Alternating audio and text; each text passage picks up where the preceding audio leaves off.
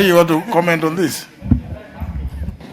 Thank you, Mr. Speaker. Mr. Speaker, I wanted to start with the commenting on this issue of galana kulalo. Mr. Speaker, I think this is a project that we had issues with from the word go. In fact, at its inception, we were skeptical about practicality of this project succeeding. That time, I remember Honorable Kose and others were really supportive of this project. How times change, but I think this is also good. We learn. Now we are where we are, but if this project is not going to continue, then there is no way the government can talk of giving out land to individuals, because we know the history of giving out government land to individuals in this country has never favored the people it should favor. It is given to people who will be absentee landlords, who will keep it for speculative purposes, will not even grow anything.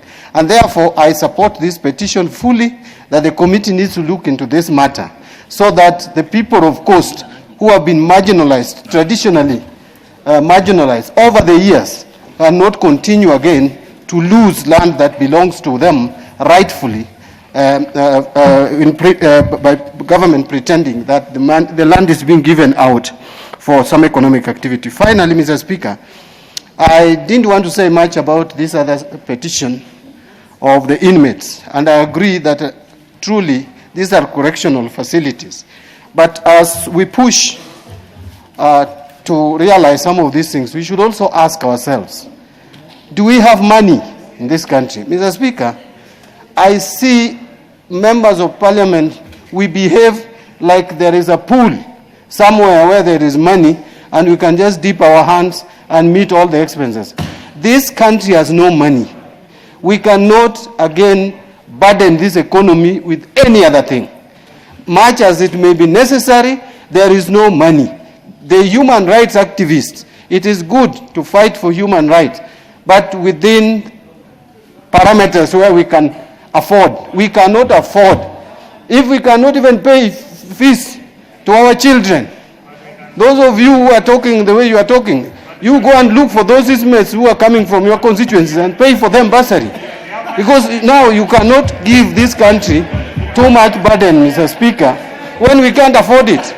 Let's go and give them bursaries, because we have a allocation for bursaries in our kitty.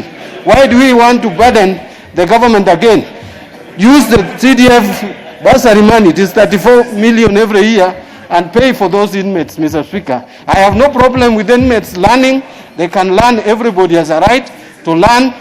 Most of these inmates, they are adults.